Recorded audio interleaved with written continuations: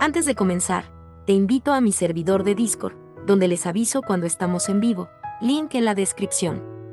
Además te recuerdo que ya hemos terminado de leer varias novelas en este canal, como Mushoku Tensei, la novela del slime, El héroe del escudo, Honsuki, el ascenso de un ratón de biblioteca, y Re:Zero. Y hoy vamos a ver un capítulo de Re:Zero. Si deseas ver alguna de estas novelas, podrás encontrarlas en la sección de listas del canal, donde cada lista tiene todos los capítulos de la novela en orden. Por último, no olvides dejar tu like al video, para que lleguemos a más personas, y ahora sí, comencemos con este video tipo podcast, donde revisamos novelas ligeras, o sea novelas del anime, mientras juego algo chidori. Capítulo 63. Sobre estos labios, saboreo este milagro. En el momento en que se deleitó con el tajo ascendente de la espada, por primera vez en su vida, es más, por primera vez en todo su tiempo antes y después de la muerte, Eugard Bolakia se resolvió a saborear la derrota.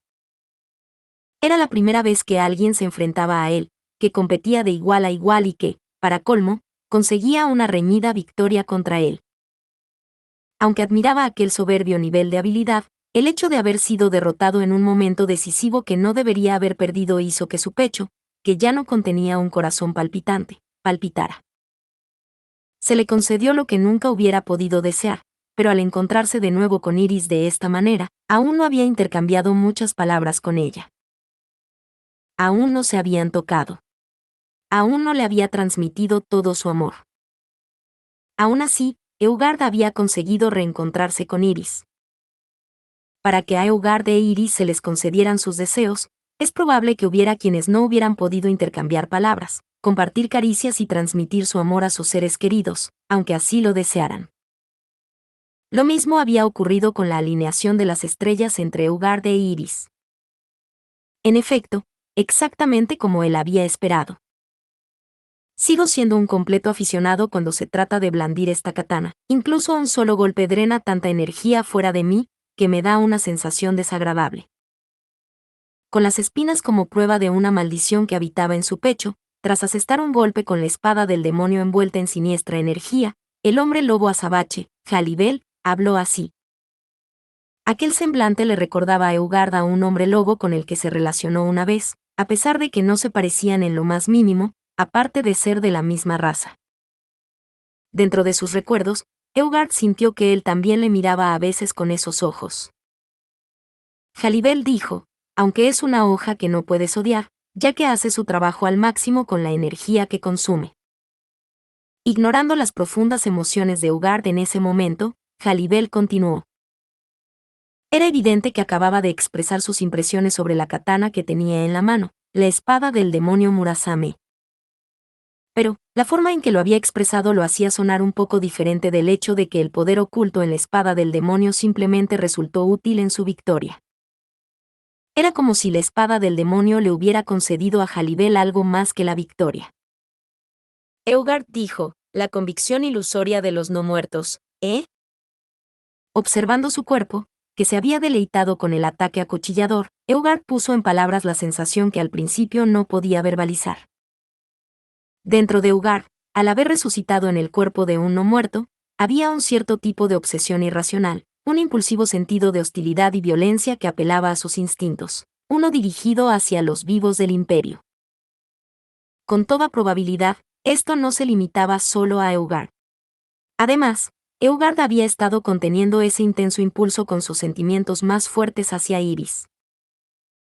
Aún así, incapaz de ir contra el cabecilla que había incitado la resurrección, Eugard no tuvo más remedio que acatar al menos sus intenciones, y así había acabado cruzando espadas con Jalibel, el hombre lobo aquí presente. Esa irresistible, abrumadora fuerza de compulsión, se había desvanecido. Se desvaneció, como si hubiera sido cortada por la espada del demonio envuelta en una aura oscura y siniestra. Parte 2. Eugard dijo, por lo tanto, no hay nada dentro de mí, excepto pensamientos hacia mi querida estrella. Llevándose una mano a la cara, Eugard le habló con ternura a la mujer que era a la vez Iris y Yorna, y ante esto, Yorna perdió la capacidad de hablar, completamente embelesada. Su piel no era ni pálida ni fría, y sus pupilas no eran esos iris dorados de farsa que se posaban sobre un mar de vacío, sino que habían adquirido su característico tono azul. Sus músculos faciales, que no se movían independientemente de su condición de no muerto, mostraban una expresión seria que ella recordaba bien. Sin lugar a dudas, este era el hombre que Iris conocía como Eugard Bolakia. Es terrible irrumpir aquí sin ningún tipo de permiso. El reencuentro entre ambos fue interrumpido por una voz potente y ronca. Contrario al contenido de sus palabras, alzando la voz en una cálida bienvenida al repentino intruso, el espadachín no muerto, mejor dicho, el maestro de la espada no muerto, se relamió los labios con un brillo en los ojos mientras encaraba a Eugard. Ante la mirada del espadachín no muerto, la expresión de Eugard no vacila. Eugard dijo, tienes una habilidad muy notable, por desgracia, también has errado en tu tiempo. Yo no deseo otra cosa que pasar mi limitado tiempo con mi estrella. Y el espadachín no muerto dijo, vamos, no hay necesidad de decir algo tan frío. Eugard le comunicó su deseo con indiferencia, a lo que el espadachín no muerto hizo oídos sordos, no, intentó responder con oídos sordos, pero no pudo terminar su respuesta. Aléjate de nosotros. Porque con ese grito agudo, el pequeño cuerpo sostenido en los brazos de Iris Jorna había girado, y las sandalias revestidas de hielo, que volaban furiosamente por el aire, habían asestado una fuerte patada al cuerpo del espadachín no muerto. El espadachín no muerto gritó, ¡Boa! Y utilizó su vaina para contrarrestar la patada de la chica, evitando un golpe directo mientras daba un paso atrás. El impacto no se borró del todo, pero el espadachín no muerto replicó con más alegría que rabia mientras su rostro se desdoblaba en una sonrisa maliciosa. Personaje desconocido dijo, Teia. Esa sonrisa maliciosa fue aplastada por el poderoso golpe de un martillo de hielo. Este golpe en picado desde atrás lo aplastó de pies a cabeza, haciendo que el individuo conocido como el espadachín no muerto se desmoronara en pedazos. Sin embargo, esto no significaba que hubiera descanso. Si hubieran podido matarlo tan fácilmente, el espadachín no muerto ya habría sido abatido 50 veces. Pero, como siempre, los no muertos podían revivir tantas veces como quisieran. Sin embargo, antes de que pudieran lidiar con el espadachín no muerto, Eugard dijo, un golpe impregnado de emociones que uno esperaría no encontrar en un niño. Por el brillante potencial que posees, yo mismo perdonaré tu rudeza. Personaje desconocido dijo, aléjate de Jorna-sama. Jorna dijo, Tanza. Su excelencia, ¿qué le están haciendo a su excelencia? Dentro del campo de visión de la gritona Iris Jorna, la empuñadura de la espada Jan de Eugard chocó con la suela de Tanza, compuesta de hielo, creando un áspero chillido. Para proteger a Iris Jorna, Tanza había pateado al espadachín no muerto mientras estaba en el aire, pero este no muerto no había sido su único objetivo, sino que también había apuntado al emperador desconocido que había intervenido de repente. Como todo fue tan repentino, era natural que Tanza no pudiera distinguir a Eugard como amigo o enemigo. Jorna dijo, aún así, no se puede hacer algo así tan de repente. Su excelencia, por favor, disculpe a mi Tanza. Esa chica no me guarda rencor. Eugard dijo, no pongas un rostro tan afligido. Yo mismo amo cualquier rostro que puedas poner, incluso aunque surjan pensamientos de despreciar mi propio corazón, que desea amarte como tú me suplicas tan fervientemente. Jorna dijo, yo era este tipo de persona. Aunque Jorna se disculpó de todo corazón en nombre de Tanza, la respuesta de Eugard no tocó el meollo del asunto. Este tipo de cosas habían sido una vez una ocurrencia diaria con Eugard. Sí, en aquellos tiempos con Eugard, esto había sido algo cotidiano. Tanza dijo, Jorna-sama. Apretando sus brazos en un abrazo, Tanza llamó a Iris Jorna. Para sacudir estos brazos y saltar de nuevo hacia Eugard, Tanza no había perdido la compostura y el discernimiento tan lejos. Aunque no entendía su relación, comprendía que no había animosidad entre Jorna y Eugard. Y además de eso. Hey. Quizás es un poco temprano para que nos tomemos nuestro tiempo para hablar. Se acercó corriendo Emilia, que había estado luchando contra el espadachín no muerto con Tanza. Emilia golpeó sin piedad a los muertos vivientes por la espalda con su martillo de hielo, y mientras miraba fijamente con sus ojos amatista a Eugard, que estaba cerca de Tanza y Yorna, ella dijo: ¿Estás de nuestro lado? Eugard dijo: verdaderamente, es así. Emilia dijo: gracias a Dios. Pareces muy fuerte. Déjame contar contigo. Eugard dijo: entendido. Déjalo todo en mis manos. Tras recibir una respuesta inmediata de Eugard, Emilia se palmeó el pecho aliviada.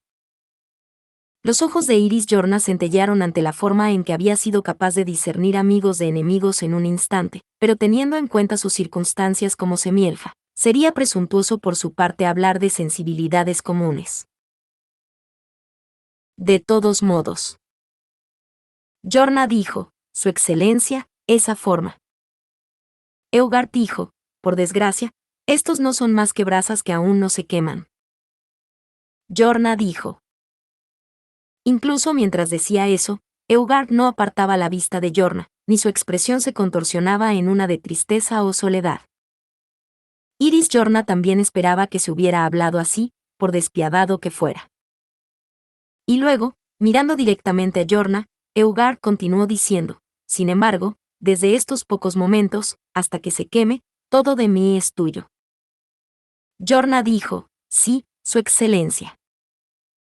Lo hizo solo para asegurarse de que no hubiera motivos para que Iris Yorna se sintiera triste o sola. Este gentil rey de espinas, temido por todos, siempre había mantenido su corazón latiendo con tranquilidad, para que sus espinas no hirieran a nadie más que a sí mismo. Yorna dijo: en absoluto, en absoluto. Me trae tanta felicidad. Aunque su tiempo era limitado, podía tocar a Eugard y hablar con él. Desde que aquellos días habían llegado a su fin, era algo que Iris había sido incapaz de lograr. Y debido a ese fracaso, se habían hecho innumerables sacrificios. Para expiar esos errores y remordimientos, Iris se había unido al imperio como Yorna. El espadachín dijo: esa espada preciada en tu mano, es la espada Jan Volakia, ¿verdad? De repente, se oyó una voz ronca que parecía contener su celo, ante lo cual Iris Yorna y los demás levantaron la vista. A cierta distancia de donde se habían reunido los cuatro, la figura de un no muerto singular surgió lentamente del suelo. De la misma manera, como insectos que emergen de debajo de una gran roca, y dominados por una repugnante obsesión, los espadachines no muertos empezaron a aparecer uno tras otro. Eran todos iguales, sin individualidad, y con movimientos perfectamente sincronizados y brillantes pupilas doradas, sonreían malévolamente. El espadachín dijo: una espada legendaria famosa en todo el mundo, una herramienta mágica forjada por un hombre irrazonable, a la altura de la espada del sueño y la espada del demonio que tiene el mocoso malcriado. Aunque la he visto, rara vez he sido bendecido con la oportunidad de intercambiar golpes con ella. Yorna dijo: después de llegar tan lejos, ¿se ha agitado aún más tu espíritu guerrero? El espadachín dijo: es vergonzoso, pero lo entiendes. Aquellas palabras habían sido simplistas, porque no parecía avergonzado en lo más mínimo. Eso era dolorosamente obvio por los pares de ojos que brillaban cada vez más radiantes, y por el escalofriante calor de sus sonrisas malévolas. Incluso en comparación con los otros no muertos, el aura diabólica y el estado delirante del espadachín no muerto eran claramente anormales, y su fuerza abrumó a Yorna, mientras apretaba los puños avergonzada. Aquellos puños fuertemente cerrados fueron suavemente abrazados por las manos de Tanza desde el interior de sus brazos. Eugard dijo: niña, agarrar así la mano de mi estrella, y permanecer en su abrazo, lo permitiré. Tanza dijo: seguiré haciéndolo, aunque no reciba tu permiso. Ante el tono indignado de Tanza, el afilado semblante de Eugard permaneció imperturbable. Sin embargo, Yorna pudo percibir que Eugard había aceptado positivamente su respuesta. Mientras Eugard seguía caminando hacia la corriente aparentemente interminable de espadachines no muertos que parecían aumentar en número, 10 o 20 cada vez, Emilia, con una expresión tensa en el rostro, intentó unirse a él. Sin embargo, Eugard detuvo a Emilia con la mirada. Eugard dijo, tu voluntad de ayudar es honorable. Sin embargo, déjamelo a mí. Emilia dijo, pero, tú solo. Eugard dijo, mi nombre es Eugard Volaquia. Emilia dijo, Volaquia, eso es. Emilia, sorprendida al oír el apellido de Eugard, miró hacia Yorna. Respondiendo a su mirada con una inclinación de cabeza, los ojos de Yorna siguieron la espalda de Eugard mientras avanzaba. Eugard y el espadachino muerto, separados por una distancia de unos 10 metros, se enfrentaron. El espadachín dijo, Eugard Volaquia, quizás, ¿eres el emperador de las espinas? Eugard dijo, nunca me he dirigido a mí mismo como tal, pero hay quienes me han llamado así. Verdaderamente, una frase apropiada que describe sucintamente mi mandato en el trono imperial. Será fácil de inscribir en los anales del futuro. El espadachín dijo, jaja, jajaja. ¡Qué sorpresa! El más fuerte entre todos los emperadores del Sacro Imperio Volaquiano.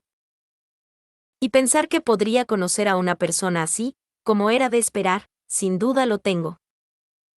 Con un deje en su voz, la presión del aura de espadachín malicioso del espadachino muerto aumentó aún más. Aunque sabía que su oponente era Eugard Volaquia, el emperador de las espinas, el espadachino muerto no se sintió horrorizado, sino inspirado por una lógica inusual. Los ojos dorados de los espadachines no muertos brillaron ante Eugard y su espada Yang. El espadachín dijo, si puedo ganar contra su excelencia el emperador, ¿podría tener la espada Yang? Eugard dijo, si la espada lo considera apropiado, que así sea. Pero no me rendiré tan fácilmente. El espadachín dijo, Jou. Eugard dijo, muchos de mis súbditos han apostado sus vidas para hacer realidad el sueño de blandir esta espada en mi mano. Solo Yorna, que compartía el gobierno conjunto de los numerosos súbditos de Eugard, podía comprender la pasión del gentil rey de espinas, temido por encima de todos los demás. Delante de Yorna, que observaba, Eugard y los espadachines no muertos se movieron simultáneamente. Ja. Con una breve exhalación y pasos de relámpago, se extinguió la distancia que los separaba. 20 personas idénticas se dividieron en 4 grupos, y un destello de acero de espada se acercó a Eugard, como si fuese atacado por un torbellino. Era el acto bárbaro de una persona ordinaria reuniendo espadachines de primera clase para alcanzar una clase superior. Emilia y Tanza jadearon ante los ataques de espada que podrían llamarse una tormenta de espada que sobrepasaba el estilo de espada. Sin embargo, Yorna no tenía ni una pizca de duda. 20 espadas venían hacia él, sin embargo, ese intercambio terminaría con un golpe preciso. La furiosa tormenta de espadas de los espadachines no muertos apuntaba a Eugard desde todas las direcciones. Pero, antes de que esas espadas pudieran alcanzar al rey de espinas, la brillante espada Yan destelló, quemó las 20 espadas que se acercaban, y la punta carmesí de la espada hendió el cuello de un espadachín no muerto. El espadachín dijo, este poder. Le arrancaron el cuello, pero aún así, solo el más adelantado sufrió la herida mortal. El espadachín no muerto hizo una mueca cuando sus 19 yos restantes, o más bien, la avalancha de sus otros yos que le alcanzaron uno a uno, a pesar de que su espada había sido cortada. Pero, si uno pensaba erróneamente que su fuerza consistía en que podía volver a intentarlo después de morir, entonces. Yorna dijo, ha terminado. Al momento siguiente, el espadachín no muerto, cuyo cuerpo había sido cortado, estalló en llamas. Esto se extendió a los otros 19 espadachines no muertos, y todos fueron devorados por las llamas al mismo tiempo. El espadachín dijo, ¡guau! En las manos de Eugard Volaquia, la espada Yan encendió su verdadera llama. El alma del espadachín no muerto que fue alcanzado por el tajo fue la chispa de la que surgió la llama. Casualmente, la espada Yan de Vincent Volaquia hizo arder el alma de la bruja Sphinx, portadora del gran desastre.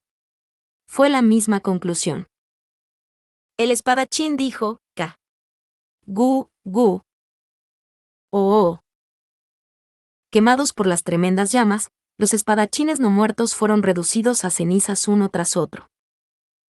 Cada vez que un individuo en llamas perecía, uno nuevo revivía y se reponía, pero también era devorado por las llamas. Cada vez más, una y otra vez sin excepción, dejaba más de una docena de sí mismos como carbón, y el espadachín no muerto miraba sus manos, que seguían siendo quemadas por las llamas inextinguibles. Y luego, el espadachín dijo: maldita sea. ¿Es este realmente el momento donde encuentro mi final? Una voz indistinta brotó de su garganta quemada por las llamas, y el espadachín no muerto hizo una mueca. Por un momento, esto hizo imaginar que se trataba de un último esfuerzo realizado por alguien que no podía admitir la derrota, pero esa preocupación fue desmentida por el final del espadachín no muerto, que ardió y se convirtió en carbón. Con sus maltrechas y arrugadas manos extendidas hacia el cielo, el espadachín no muerto desapareció. Tansa dijo: ¿él no se desvaneció? Al presenciar lo mismo, Tansa expresó su preocupación. Cuando Yorna tomó su mano entre las suyas, dio a Tansa una respuesta a sus temores envolviendo su pequeña mano en su propia mano libre, asegurando a Tansa que todo iría bien. Emilia dijo: ¿esas personas fueron todas quemadas? Eugard dijo: es algo difícil encontrar la palabra adecuada para ello, pero sí. La llama de la espada Yang quema todo lo que su dueño desea. Las almas no son una excepción. Emilia dijo: ya veo. Gracias, eso es realmente útil. Incluso después de expresar su gratitud, Emilia miró sombríamente a los muchos restos de los espadachines no muertos, que se habían quemado.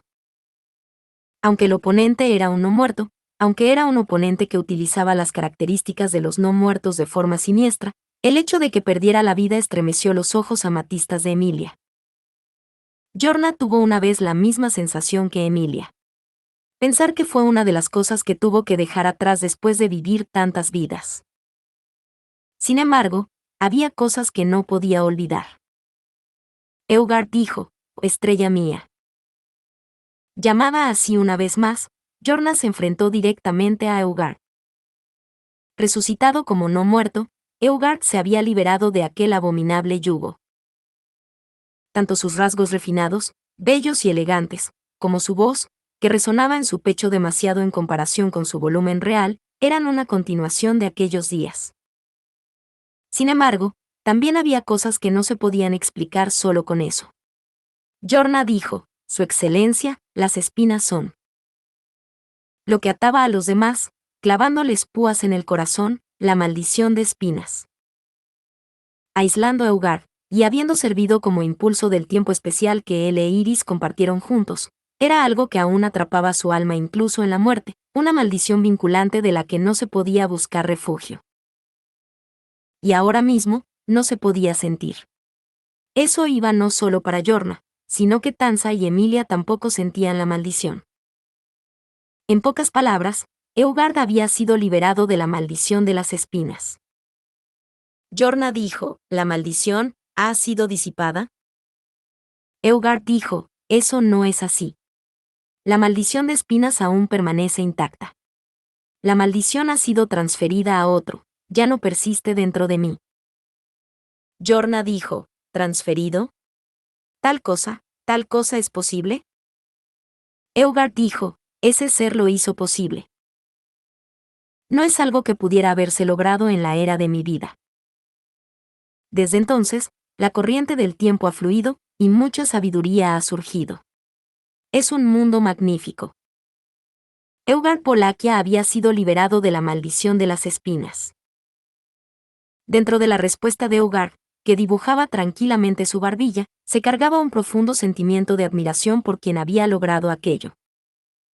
Yorna dijo: Su Excelencia, la maldición es. Por otro lado, Yorna se quedó sin palabras ante la respuesta de Eugard. Aunque comprendía que era la naturaleza de Eugard querer representar con exactitud que la maldición de espinas finalmente no había desaparecido, seguía siendo el cumplimiento del deseo más querido de Iris y Yorna. Porque, aunque fuera después de su muerte, el alma de Eugard se había separado de la maldición de las espinas.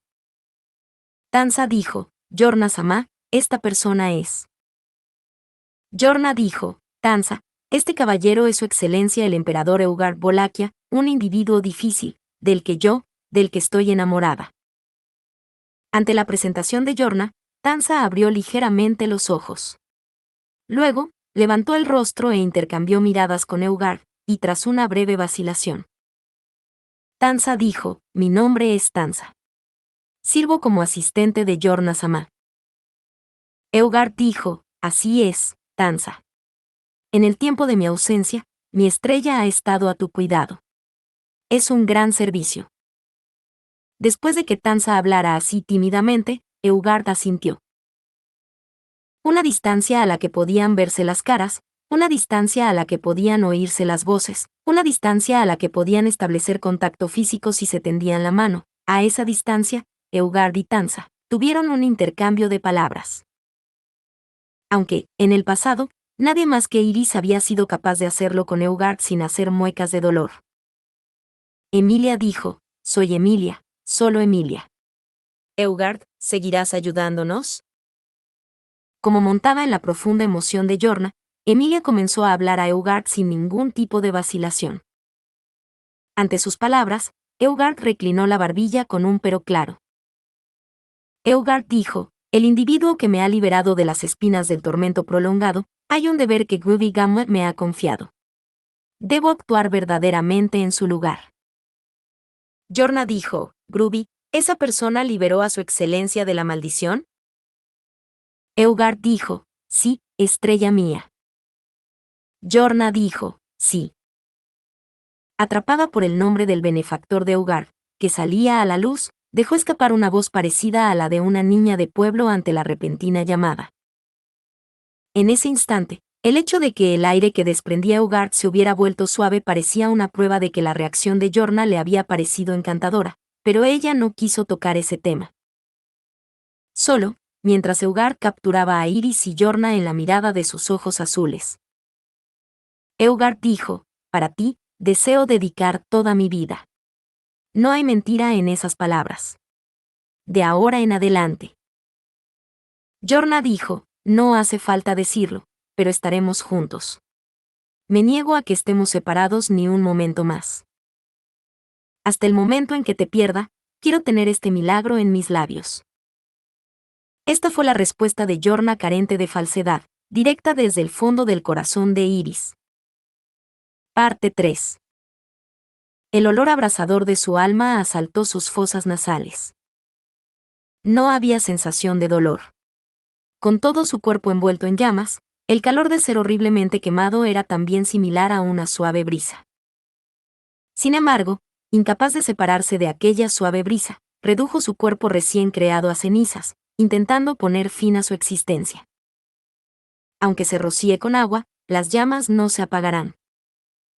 Aunque intentara extender el fuego a otro lugar, las llamas no se propagarían. Incluso si el punto de génesis de las llamas fuera cortado, el resto de su cuerpo sería inmediatamente encendido por las ineludibles llamas del final. De hecho, este era su final. Tenía un presentimiento. Lo sabía. Este fuego no se apagará. No se apagará hasta que él encuentre su fin. El espadachín dijo, ¿qué demonios? Llegando incluso a descender al cuerpo de un no muerto por su propia espada, había intentado dominar el camino de la espada. La llama de la espada Yang, que había encontrado en su viaje para alcanzar el destino final de ese camino, quemó el alma de Rowan Sekmun, el hombre que sentía un ardiente deseo por la espada celestial, intentando calcinar su totalidad hasta la nada. Negándose a permanecer en aquel lugar, Rowan huyó del campo de batalla y emprendió una loca carrera. Su pierna se desmoronó al dar un paso adelante, así que si el siguiente paso supondría perder toda su mitad inferior, se cortó su propia cabeza para no perder el tiempo innecesariamente, y así el siguiente paso de sus restos lo daría a su próximo yo. Repitiendo este proceso, Rowan corrió. Se distanció del emperador de las espinas, para llegar al lugar al que estaba obligado a llegar antes de morir abrazado. Rowan dijo, ¿qué demonios? Como era de esperar, lo tengo. Mientras las brasas emanaban de todo su cuerpo, en el rostro de Rowan apareció una sonrisa vívidamente horripilante. Reducido a un no muerto, Rogue One se había vuelto agudamente consciente del estado de su propia alma, y había colocado las puntas de sus pies sobre los escalones para alcanzar la espada celestial. Para poder subir con seguridad los siguientes peldaños, esta era, sin duda, su próxima prueba.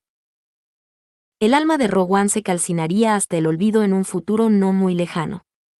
Pero la llama de una vela siempre arde con más fuerza justo antes de apagarse.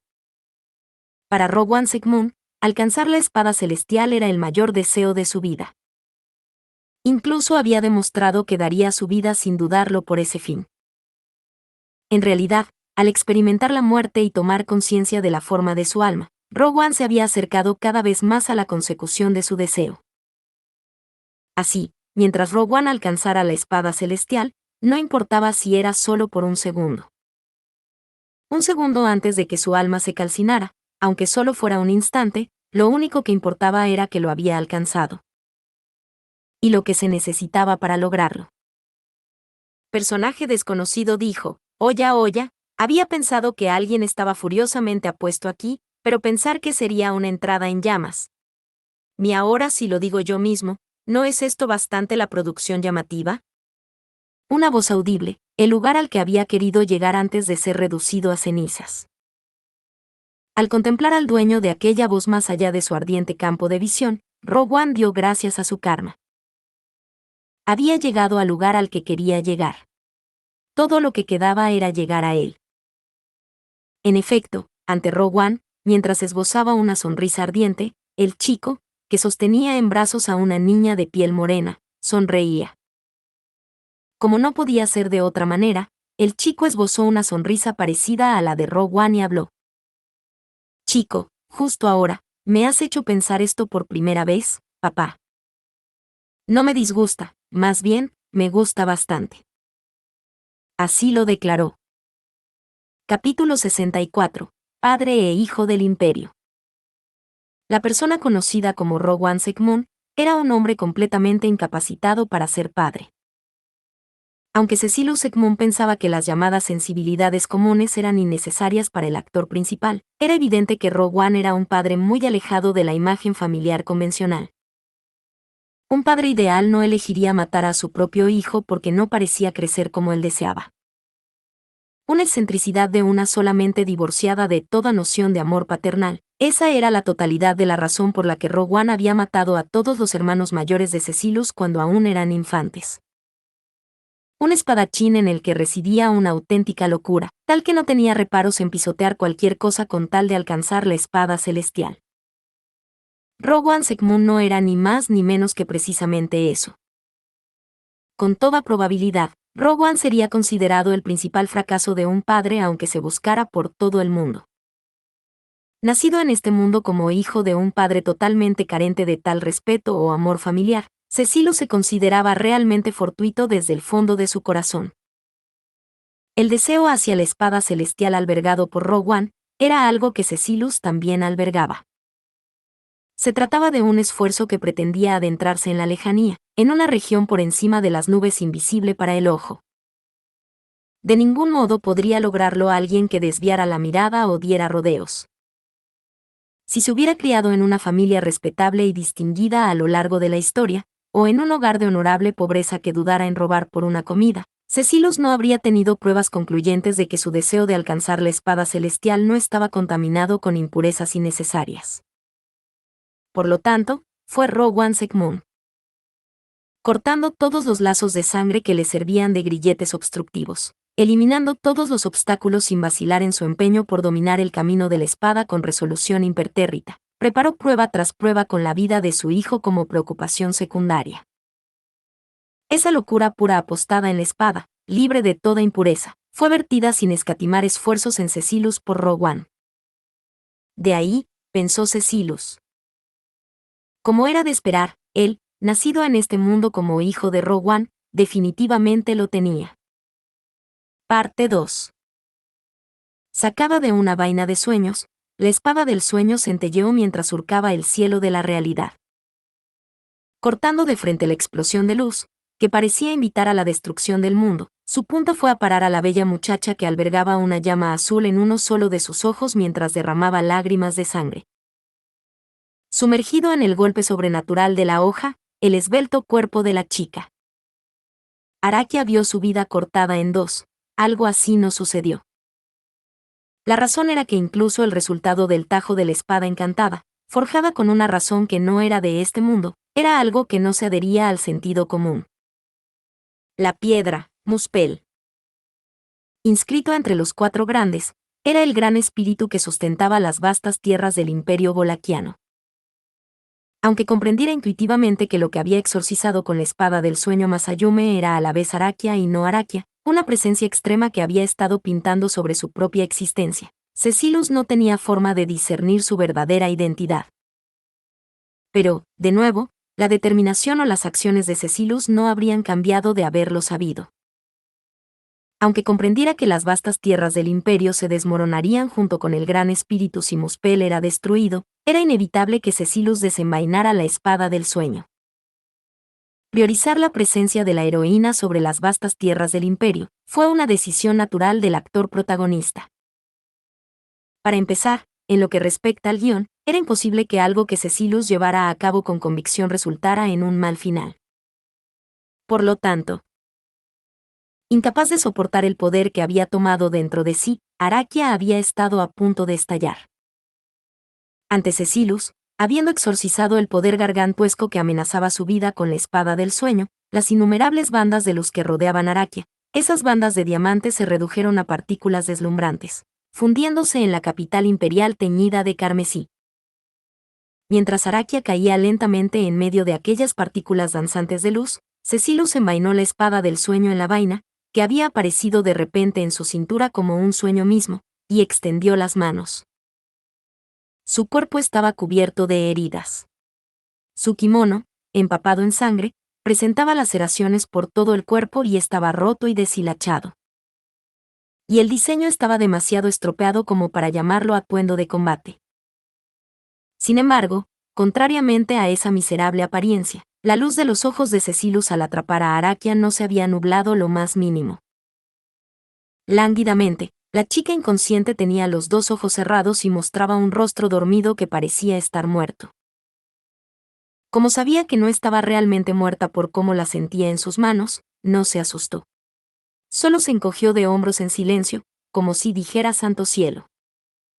Cecilus dijo, «Realmente sabes cómo causar revuelo, Anya». Algunos de sus débiles recuerdos, que habían resucitado en medio de la batalla, eran de su conversación nocturna con el amigo que era igual a él antes de que se encogiera, el Cecilus de antes. Sin embargo, al excluir esa mayoría, los recuerdos restantes que más habían dejado huella, eran recuerdos de esta chica. Cecilus tenía fama, tanto entre él como entre los demás, de ser incapaz de ocuparse de los demás. Ya que había hecho tan difícil seguirse a sí mismo hasta aquí, no había mayor puñado que ella. Tal vez, no habría sido exagerado decir que era el mayor puñado de todo el imperio. Personaje desconocido dijo, «Supongo que está bien asumir que has terminado las cosas». Detrás de Cecilus, mientras sujetaba a Araquia, una voz con una ligera sensación de tensión le llamó. Acercándose con pasos que enfatizaban su cautela, y en un estado igual de maltrecho que Cecilus por las secuelas de la batalla, estaba Aldebarán. No solo había sobrevivido sin ser reducido a carbón gastado al borde de la batalla decisiva del bastión, sino que su acto de jugar un papel secundario lanzando su arma al final para el foco de Cecilus, fue también algo que claramente sirvió como su propio foco. Cecilus dijo, «Ha sido una actuación magistralmente controlada, Alzan. Creo que entender mis intenciones y lanzar tu arma merece una gran cantidad de puntos». Aldebarán dijo, «¿Qué tipo de puntos? ¿Como favorabilidad contigo?» En ese caso, realmente no me importa una mierda.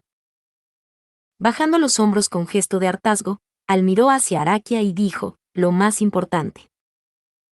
Su mirada a través de su casco de hierro estaba llena de inquietud, desprendiendo una atmósfera nerviosa y temerosa, pero Aldebarán dijo, «La señorita Araquia es». Cecilus dijo, «No está muerta». Después de todo, para asegurar una conclusión en la que ella no muriera, me tomé la molestia de traspasar mis límites una segunda y luego una tercera vez. Habría sido indignante detenerla matándola. Es la manera de Cecilus Secmund de cumplir las expectativas y traicionar las predicciones insípidas. Aldebarán dijo, si te parece bien no matarla, entonces no voy a presionarte para que llegues a esa conclusión. Cecilus infló el pecho al responder así, a lo que Al soltó un suspiro mientras jugueteaba con los apliques metálicos de su casco. Por supuesto, Cecilus comprendía las preocupaciones de Al. Era cuestión de si el riesgo de dejar vivir a Arakia merecía la pena a cambio de la sensación de seguridad que habría supuesto matarla. Sin embargo, Cecilus dijo, si va a ser ese tipo de discusión compleja y poco emocionante, siéntete libre de tenerla con algún sabio con el ceño fruncido en un lugar donde yo no esté. Mi respuesta es tal y como la ves, Al-San. Aldebarán dijo, ya sabía desde el principio que cualquier persuasión o discusión contigo sería un combo de 3 golpes, irrazonable, imposible e irreflexivo. Vas a tener que responsabilizarte de la señorita. Cecilus dijo, al parecer, esa fue mi intención desde el principio. Parece que desde la primera vez que derroté a Anya, mi intención fue cargar con esa responsabilidad. Con una ligera sensación, como si estuviera hablando de los asuntos de otra persona cuando en realidad eran los suyos propios, Cecilus vio el rostro de Arakia de cuando era más joven superpuesto a su cara dormida actualmente en sus brazos. Al igual que con el amigo del que se había separado en medio del sol del atardecer, se trataba de una ilusión visible para él solo porque su relación había sido muy larga. Quizá debería poner un poco más de su parte y ocuparse de los recuerdos que se había preocupado demasiado de arrancar. Cecilus dijo, pero parece que antes de poder profundizar en ese episodio, hay un deber aparte que debo cumplir. Aldebarán dijo, ¿ah? Cuando Cecilus murmuró eso de repente, Aldebarán alzó la voz sorprendido. Pero Cecilus no respondió con palabras, sino que se limitó a dirigir la mirada en otra dirección. Tras su batalla con Arakia, todos los edificios y calles se habían derretido, dejando la capital imperial en un estado infernal, teñida de rojo. Dentro de esa escena, había surgido la malévola locura de una figura apropiada. Con una llama inextinguible recorriendo todo su cuerpo, un hombre de pelo azul se puso en pie. Su piel era negro chamuscado, ocultando una de sus características, pero el resplandor abrasador de sus ojos dorados habría hecho evidente a todo el mundo que este hombre era un no muerto a pesar de todo. Y a Cecilus se le hizo evidente un hecho mayor de lo que se le habría comunicado a todos los demás. Cecilus dijo, oya, estaba pensando que habría alguien aquí esperando furiosamente. Pero pensar que haría una entrada en llamas. Vaya, esta es una producción bastante llamativa. No había corrido al azar, sino con un objetivo claro en mente. El hecho de que sus zancadas apresuradas hubieran cesado en este lugar, se debía a que ese objetivo residía aquí, mejor dicho, ese objetivo residía nada menos que en Cecilus Secmund. Con la vista puesta en la espada celestial, el espadachín que descuidó todo lo demás, Rowan Secmund. Habiendo finalmente desechado incluso su propia vida, su padre había llegado aquí en una forma completamente alterada, a lo que Cecilus asintió muchas veces en reconocimiento, y sonrió. Rowan sonreía en medio de una llamarada. Cecilus también sonreía bañado en sangre. El padre y el hijo, para quienes nada era imposible, salvo vivir y morir por la espada, estaban mostrando sus sonrisas. Cecilus dijo, justo ahora, me has hecho pensar esto por primera vez, papá. No me disgusta, más bien, me gusta bastante. Diciendo esto, y olvidándose irónicamente del después de Cecilus, celebró que la oportunidad de cumplir la promesa intercambiada por el antes de Cecilus por fin se había hecho realidad. Parte 3. Rowan Secmund anhelaba la espada celestial. ¿Por qué? ¿Por qué razón? ¿Con qué fin? Estaba harto de oír preguntas tan tediosas. Todo aquello eran tonterías que nada tenían que ver con Rowan. Su impulso fue más allá de sus primeros recuerdos, su génesis quedó relegada al cauce del olvido. Desde la primera ocasión en que puso sus dedos sobre el acero en forma de espada, a Rowan Secmund ya no le quedaba otro camino que dominar el arte de blandirla. Incluso después de haber sido dotado de un mandamiento como contemple estrellas, y de haber ganado un hijo que le sirviera de recipiente para alcanzar la espada celestial, Rogue One continuó sin hacer otra cosa que dedicarse al estudio diligente para poder alcanzar él mismo la espada celestial. Incluso utilizando el hecho de que su mayor enemigo para alcanzar la espada celestial había sido traído a este mundo por sus propias manos, se comprometió a un estudio diligente, con un estudio diligente, de un estudio diligente, para un estudio diligente, estudió diligentemente. Rogue One dijo, el momento de mi gran momento, ha llegado por fin. Con el alma en llamas y la vida convertida en cenizas, su destino estaba a punto de llegar a su fin.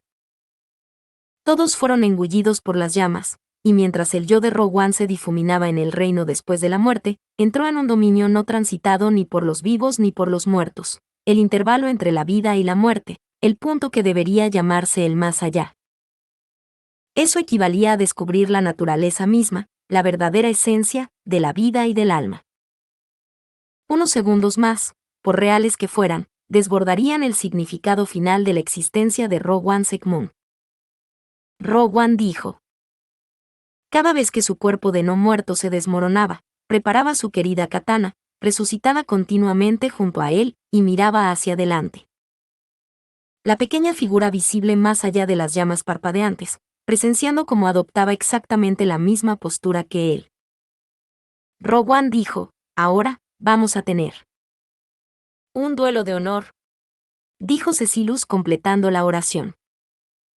Desafiando a la espada celestial, el efímero destello de Rogue One Segmund brilló con intensidad. Parte 4. Cecilus dijo, dejo a Anya a tu cuidado. En los restos de la calle que ya no podía llamarse carretera, respondiendo a la petición de Rogue One, que había aparecido allí en forma llameante, Cecilus le endilgó a Arakia a Al por la fuerza. Cecilus pudo oír la desconcertada voz de Aldebarán, que decía, oí, oí, ante lo repentino de todo aquello. Pero lo descartó en las profundidades abisales de su conciencia y concentró todos sus nervios en un hombre solitario. Una vez más, el color, el sonido y el olor desaparecieron del mundo de Cecilus, que pasó a regirse únicamente por las palpitaciones del acero. Rogue One dijo, ahora, vamos a tener nosotros mismos. Con la mano sobre la katana que llevaba en la cintura, era evidente que los labios de Rogue One se habían movido para hilar tales palabras mientras se preparaba.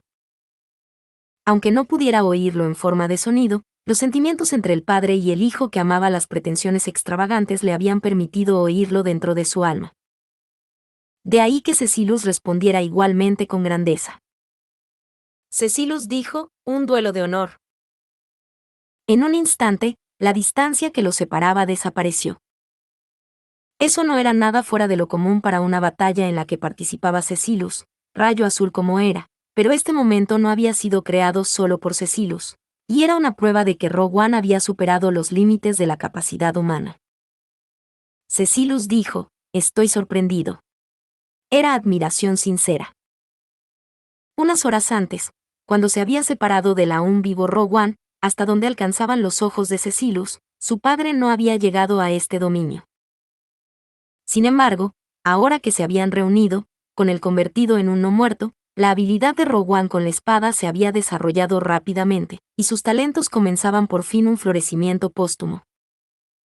No se trataba ni de su velocidad ni de la destreza de sus habilidades, sino de una transformación provocada por un cambio en su conciencia. El efecto que la mentalidad puede tener en el rendimiento no es nada despreciable, pero, dicho esto, salir de la coraza mental de uno no mejoraría drásticamente sus capacidades físicas. Por lo tanto, la transformación dentro de Rogue One no era de naturaleza física extrema. Rogue One había llegado a ser capaz de ir un paso más allá. Lo que no era un paso físico, era difícil de describir en un nivel superior al del puro sentimiento. Al igual que había una gran distancia entre los aficionados y los expertos, existía otra más entre los expertos de primera y segunda clase. Así, entre los de primera clase y los de superprimera clase, y entre estos y los seres trascendentes que estaban aún más arriba, existían más brechas. Invisible a los ojos, inexplicable con palabras, Cecilus lo había expresado deliberadamente aquí con la frase un paso, y había reconocido que Rogue One había sobrepasado ese límite. Pensar que, a través de la experiencia de la muerte, había superado esa diferencia de un solo paso que nunca había podido franquear en su vida. La gente probablemente hablaría de lo tonto, de lo increíblemente irónico que era tal cosa. Pero, solo Cecilus podría. Cecilus dijo, no me disgusta, más bien, me gusta bastante. Rogue One, sumido como estaba en el reino de la muerte, lanzó una llamarada sobre su cuerpo, mientras la hoja destellaba en un mundo desprovisto de color y luz. Cecilus lo observaba con adoración. En el brillo de la hoja se escondía un entrenamiento asiduo, un estudio diligente en el que no se habían escatimado esfuerzos. Al verlo, sus ojos parpadearon. Como padre, Rogue One probablemente sería evaluado como lo peor de lo peor, y aunque Cecilus no lo negaría, amaba profundamente la mentalidad de Rogue One de volcar constantemente toda su alma en el papel que desempeñaba. Encendiendo la poca vida que le quedaba como combustible, Rogue One desencadenó su mayor golpe de espada en todo su tiempo, tanto en vida como después de su muerte. Ese golpe, afilado hasta el filo de la navaja, estaba impregnado de un aura de espadachín que hizo que incluso Cecilus imaginara la muerte. Ese final de pesadilla, nacido de una concentración absoluta, era algo que la espada del sueño Masayume no permitiría. La espada del demonio Murasame era una espada encantada que podía cortar el concepto de cualquier cosa. En cambio, usando los sueños como vaina, el verdadero valor de la espada del sueño Masayume era. Cecilus dijo, los sueños se devoran, y los sueños se conceden. A cambio de la motivación que uno tuviera para que se le concediera un deseo, la espada encantada albergaría el poder de conceder ese deseo. De ahí que la espada del sueño recibiera el nombre de un sueño hecho realidad, que hacía que los sueños se convirtieran en realidad. Aunque pudiera haberse convertido en una hoja inútil y sin filo dependiendo de quien la empuñara, había seguido siendo ensalzada como una espada encantada capaz de partir en dos el mismísimo mundo. La espada pasó muchos meses y años siendo transferida de persona a persona, ya que como compensación por su deseo cumplido, olvidaban incluso la razón por la que la habían anhelado en primer lugar. Como su dueño había cambiado muchas veces, ahora, la espada del sueño se había asentado en la mano de Cecilus. Tanto para Cecilus como para la espada del sueño, se trataba de una casualidad milagrosa. Eso fue porque Cecilus dijo, no hay forma de que mis sueños y mi motivación se agoten. Esa era la razón por la que Cecilus Sekmun era el maestro de la espada del sueño. Un anhelo extraordinario hacia los sueños que uno albergaba permitiría desplegar al máximo el potencial de la espada del sueño Masayume. En ese instante, el brandis desatado difuminó la frontera entre el sueño y la realidad al rebanar. Cecilus dijo. Comparado con la decisiva batalla del bastión entre Cecilus y Arakia un momento antes, este combate fue demasiado tranquilo. El impacto otorgado a la capital imperial, al imperio y al mundo era insignificante. Algo como un uno contra uno muerto que habría desaparecido de cualquier manera, no podía ser más que un asunto trivial. Sin embargo, para el dúo de padre e hijo que formaban Rogue One Sekmun y Cecilus Sekmun, sí había significado algo. Rogue One dijo, santo cielo, qué hijo tan poco filial tengo. Al pasar uno junto al otro en el momento en que sus espadas se cruzaban, padre e hijo se daban la espalda. Su padre no muerto, cuyo rostro jamás podría volver a ver, escupió desagradablemente aquello en una larga exhalación, y luego. Rogue One dijo, si así es como termina, debería haberte cortado de inmediato cuando te estabas remojando en tu primer baño. Cecilus dijo, ja ja ja ja ja. Sí, así es. Es la única vez que habrías podido ganar, papá. Ante el dolorido perdedor que actuó de forma verdaderamente deshonrosa, Cecilus rugió en una gran carcajada. Al oír la risa sin reservas de Cecilus, Rogue One miró al cielo. Habiendo perdido su forma, su katana se redujo a polvo, y mientras su existencia empezaba a deshilacharse por la quemadura de las yemas de sus dedos, entrecerró sus ojos dorados. Y luego. Rogue One dijo, la próxima vez, la próxima. No soy el tipo de persona que se daría por vencido a causa de la muerte. Hasta el final del final, sin dejar ni una sola palabra digna de un padre, su cuerpo, su alma, se redujo a cenizas. Apuntando constantemente a la espada celestial, y sin renunciar a ese deseo incluso en la muerte, esos fueron los últimos momentos del malévolo espadachín conocido como Rogue Sekmun. Parte 4. Ah, qué desagradable, pensó Rogue One mientras se desvanecía. A lo largo de su vida, había seguido caminando sin detener su paso, y en última instancia, había sido incapaz de alcanzar la espada celestial. La última llamarada de su alma abrasada y ardiente no había iluminado el camino invisible hacia el pináculo de la espada. ¡Qué tentador, qué tentador! A este paso, Cecilus probablemente acabaría siendo el que alcanzara la espada celestial. Pensar que sería su hijo en vez de él mismo, qué discreción tan maliciosa del dios de la espada. Desazón y desesperación, abatimiento y lamento, si se pusiera a hablar, nunca sería capaz de despejar los inagotables pensamientos negativos. Sea como sea. Rogue One dijo, bueno, supongo que es mejor que lo alcance otra persona. En ese duelo final, si Rogue One hubiera superado a Cecilus, ¿habría alcanzado la espada celestial? No le había superado. Al fin y al cabo, no tenía sentido pensar en hipótesis que no se habían cumplido. Rogue One no pensaba en cosas sin sentido. Especialmente cuando estaba a punto de desvanecerse. No debía hacer lo que no debía, así que al intentar pensar en otras cosas, llegó a una conclusión. Desde que era consciente de lo que le rodeaba, había tenido como objetivo la espada celestial. En cada momento de vigilia, en cada momento de sueño, no soñaba con otra cosa que alcanzar la espada celestial. Así era como la existencia conocida como él mismo había persistido hasta el día de hoy. Una vez que Rogue One llegó a la conclusión de que no alcanzaría la espada celestial, ya no le quedó nada en lo que pensar. Rogue One suspiró.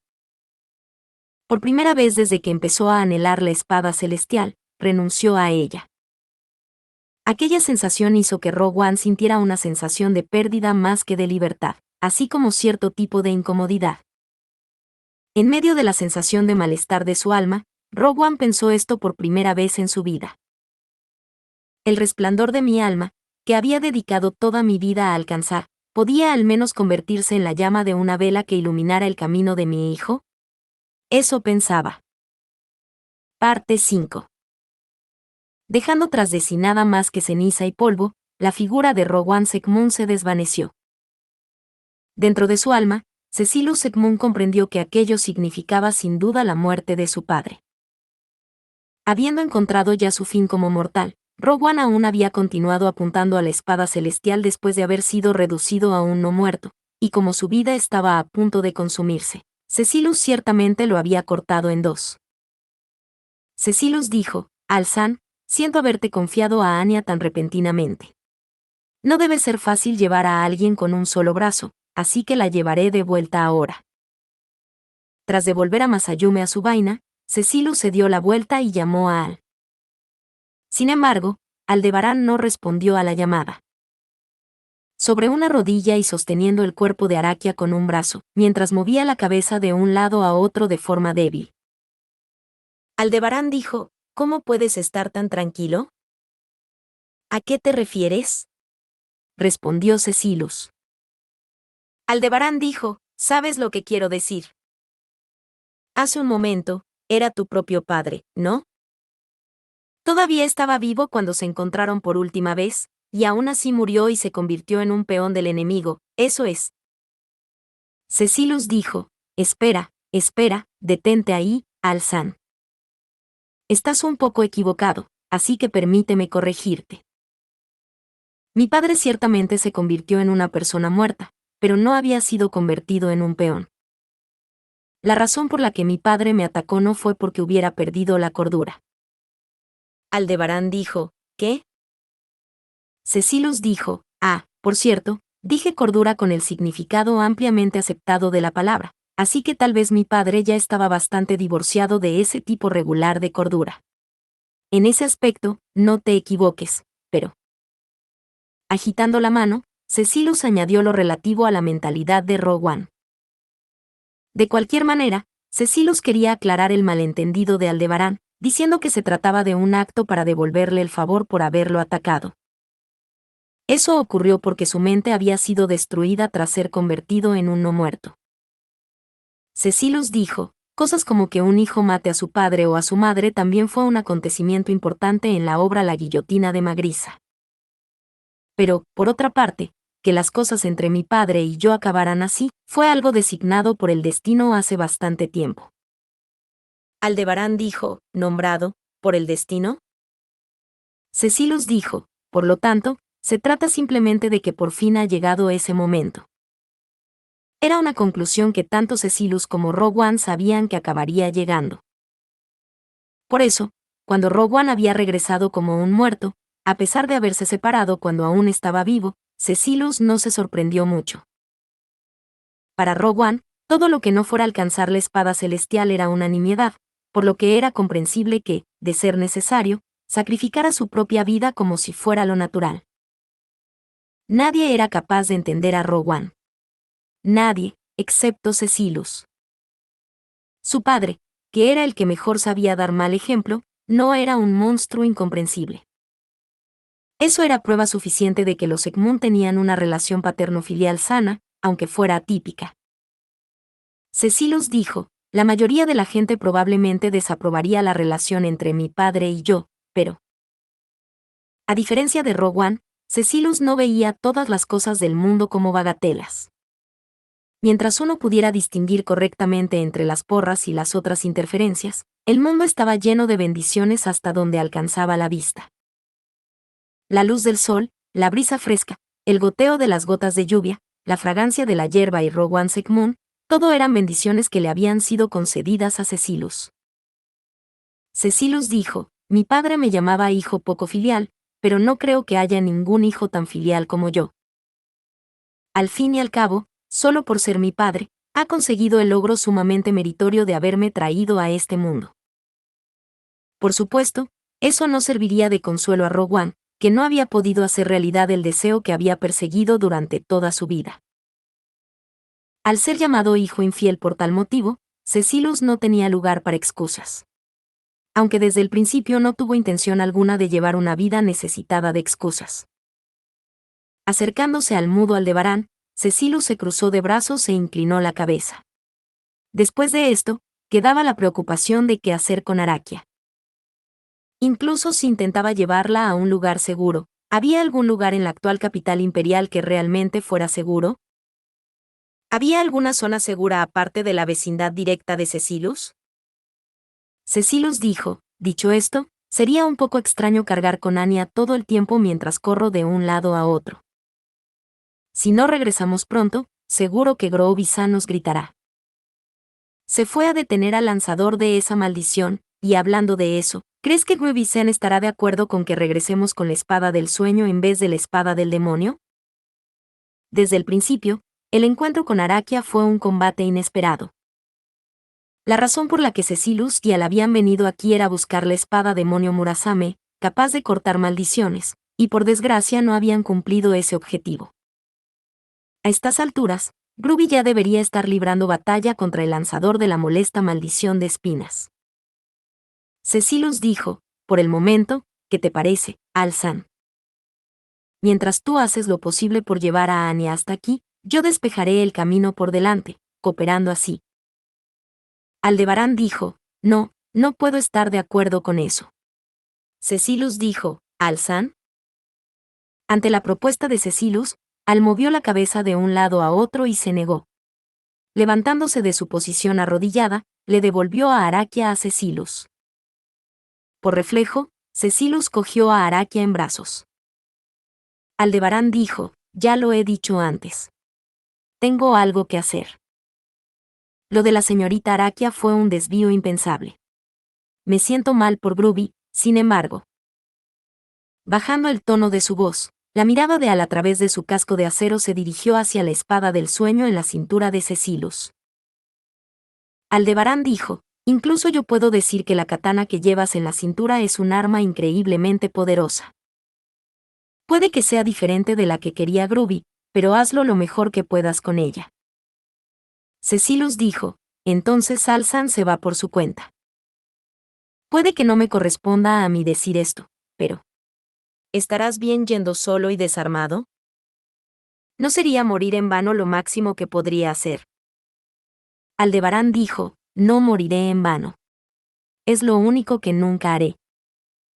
Cecilus dijo, efectivamente, eso parece. Lo entiendo de alguna manera u otra. Cuando Al habló con convicción, Cecilus asintió con la cabeza. Habiendo actuado juntos hasta aquí, Cecilus pensó que Aldebarán poseía un rasgo especial del mismo tipo que la visión verdadera de Swartz. Con esa vista verdadera, capaz de ver excesivamente hacia adelante, Al seguramente no moriría en vano. Cecilus dijo, pero esa no es la única razón por la que Alzan está tratando de separarse de mí, ¿verdad? Parece que no te ha gustado nada cómo hemos arreglado las cosas mi padre y yo. Tal vez Alzan también tiene algunas reservas con respecto a las relaciones entre padres e hijos. Aldebarán dijo, eso no tiene nada que ver con esto. Aunque no tuviera nada que ver con esto, el tono de Al dejaba claro que había tocado un nervio, así que Cecilus se encogió ligeramente de hombros y ajustó su agarre sobre Araquia.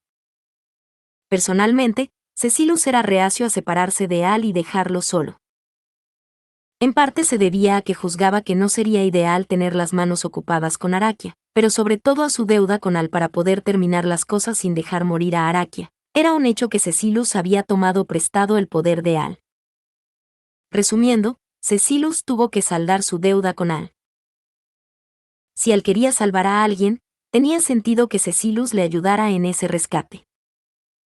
En el peor de los casos, podría noquear a Al y llevarlo de vuelta con Groovy, y luego, tras acabar por completo con el problema usando la espada del sueño, todos irían a conocer a la princesa de Al. Pero en ese mismo momento ocurrió algo extraño. Personaje desconocido dijo, fue inesperado que no le quitaras la vida. Reconsideración, requerida. De repente, la voz de un tercero interrumpió la conversación de Cecilus y Al. Los que oyeron la voz miraron hacia ella, y Cecilus entrecerró ligeramente los ojos. El dueño de la voz estaba en el aire, no en medio de un salto, sino en un estado de simple flotación. Por un momento, al oír la forma familiar de hablar, Cecilus recordó la existencia de la bruja a la que había matado una vez, pero en la actualidad no se trataba de la misma bruja. Cecilus dijo, no, eres la misma persona. Pareces diferente por fuera, pero eres igual por dentro. ¿Quizá también eres un poco diferente por dentro? ¿Es eso posible? La bruja dijo, si la forma y la naturaleza de un alma cambian, el exterior también lo hace. Lo contrario también es cierto, pero ¿por qué tipo de principio fuiste capaz de percibirlo con una simple mirada? Respuesta, necesario. Cecilus dijo, jajajaja, ahora que lo dices, yo también me pregunto cómo me di cuenta. Sin ninguna intención de provocarla con bromas, y realmente sin saber por qué, Cecilus sonrió. Solo que, por alguna razón, albergaba la certeza de que tal era el caso a simple vista. Que la mujer que flotaba en el aire, con su pelo blanco ondeando, era la misma existencia que aquella bruja. Cecilus dijo, ¿pero por qué estás aquí? ¿No aprendiste la lección cuando te maté la primera vez y has venido a vengarte? Encuentro deseable el atractivo de oponentes tan duros e inflexibles, pero... La bruja dijo, por decirlo claramente, es llevar a cabo mi objetivo. He cumplido uno de mis dos objetivos primordiales. Una vez que logre el que me queda, hipotetizo que podré absorberme por completo en mi propósito original de creación. Cecilus dijo, veo que no lo entiendo. La bruja dijo, aunque creía que lo había explicado sucintamente. Explicación, obligatoria.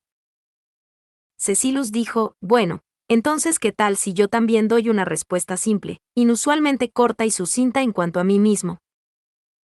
Si viniste a donde yo estaba para cumplir tu objetivo, entonces probablemente no podrás cumplirlo. Era simple y llana, sumamente obvia, una respuesta clara sin parangón en cuanto a facilidad de comprensión. Al oír esa respuesta, la bruja de pelo blanco entrecerró los ojos, enmarcados por largas pestañas, y asintió. Y luego. La bruja dijo, «Ah, ¿es así?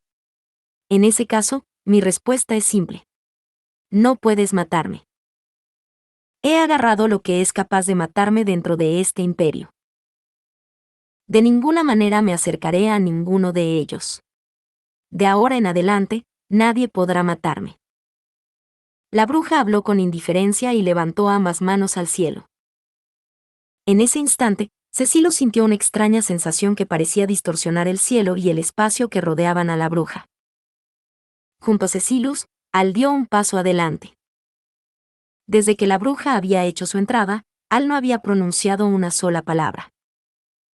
Miró a la bruja, que seguía produciendo un extraño aire de opresión, y de repente extendió su único brazo hacia un lado. Al momento siguiente, la tierra derretida surgió hacia arriba, creando una espada de piedra deforme, y Al lo agarró con la mano extendida. Levantando la espada de piedra por encima de su cabeza, la garganta de Al se estremeció hacia la bruja. La bruja dijo, «Soy la bruja de la avaricia». Al gritó, «Echidna». Con una voz de pura rabia, como si tosiera sangre, pareció perderse mientras lanzaba un tajo hacia ella. Fin. Muchas gracias amigos por acompañarme en este streaming y nos vemos en el siguiente.